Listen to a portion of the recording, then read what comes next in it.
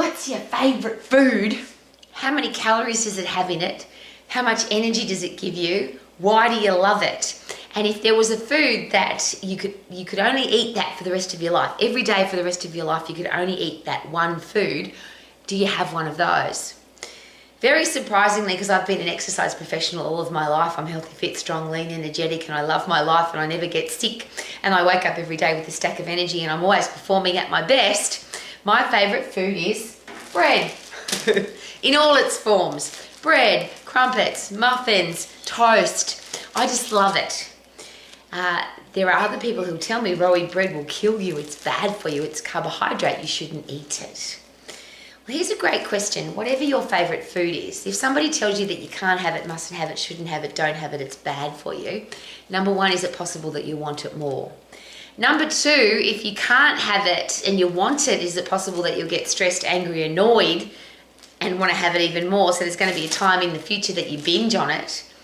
The reverse is if somebody tells you that you can't have it because it's bad for you and you eat it anyway, then you feel guilty that you ate it. So now your body's full of stress and guilt and anger and frustration and annoyment. There's not even a word, but I just love it. Is it possible that that screws with your head? So here's a great question. What do you love to eat? And if somebody tells you that you can't have it, could it be a really good idea to ignore that information? The reverse of that is if you have a body that is healthy, fit, strong, lean, energetic, every system in your body is fit and strong and is working effectively, is it possible that you'll have a very fast a high base metabolic rate, so the calories that you need to survive to exist is high. You have a fast metabolism, so everything that you put into your body gets burnt up fast. Because you can move fast, because you can do everything quickly with a lot of energy, so you need a lot of energy to do it, which means you've got a fast metabolism during the day. And then the beautiful thing particularly about bread, fat, takeaway food, lollies, chocolate, whatever it is that you love to eat that everybody says is bad, your respiratory quotient, which is where the calories are coming from. If you're really fit because you get puffed at 100% effort, and if you're really strong because you lift heavy at 100% effort, you now have a respiratory quotient, which simply means where are the calories coming from at the moment. Now, if you live in your aerobic system, which we all do 24/7, which is breathe in oxygen, breathe out carbon dioxide, your body uses carbohydrate and fat and a little bit of protein. When you live in that system, that's just normal. But when you get really fit and when you get really strong, so you start tapping into your phosphate system and your lactate system, your fight and flight system, your 100% effort system, and you get really fit and you get really strong, your body has to change. There's chemical responses, chemical reactions that have to change because you're putting in 100% effort. You're not just plodding through life in your aerobic system. So when you go at 100% effort, 10 seconds of sprinting, 10 seconds of lifting, you overload intensely all the organs, systems, your endocrine system, your central nervous system, your digestive system, your immune system, cardiovascular, respiratory system, skeletal and muscular system. When they all get overloaded, your body says, we need carbohydrate to do that. If we need carbohydrate for those high intensity workouts, we now need to burn less carbohydrate when we're resting. So let's burn fat instead, because we've got a stack of that. Every human body's got a lot of fat on it. We've all got somewhere between 40 to 50 billion fat cells. And I always share, I didn't count them. Apparently that's how many. But we don't have to have fat cells. We can have thin fat cells. We can have fat cells that don't have very much fat in them. If we have a respiratory quotient, that your body prefers to burn fat when you're resting. And most of us rest more than we exercise. So Rowie, how come you can eat bread and how come you can eat another favourite thing? I love white chocolate, so I've got white Tim Tams today. They're on special, so I've got quite a few packets because I love them. Easter's coming, so I've got Easter buns. These ones are really yummy because they're very, very moist, which means lots of butter in them. And they've got white chocolate and peaches in them. Now, to me, that's just the ultimate Easter bun, and I'm very excited about eating them. But to have a body that burns up food like that, you have to have a fast base metabolic rate, so your body has to burn a lot of calories to survive. You have to have a fast metabolic rate, and I'll share again, that means you do everything faster because you're fitter and stronger, so you can. And you have a respiratory quotient that prefers to burn fat when you're resting because you're putting in 100% effort during your exercise. And there's an interesting side note there. People say I want to burn fat or calories when I'm exercising. I actually don't, and there's a reason for that. A really important reason. It's not just me. When you don't go for very long, you only go for 10 seconds, you don't burn very many calories. It's only 10 seconds.